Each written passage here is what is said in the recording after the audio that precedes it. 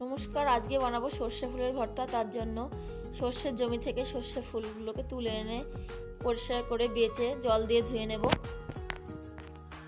গ্যাসের ওপর একটা কড়াই বসিয়ে কড়াইয়ের মধ্যে কিছুটা পরিমাণ সর্ষের তেল গরম করে 4-5 কোয়া রসুন কুচি, একটা পেঁয়াজ কুচি, স্বাদ অনুসার লবণ, হলুদ আর 3টে লঙ্কা ভেঙে দিয়ে ভালো করে পেঁয়াজটাকে লাল লাল করে ভেজে নেব।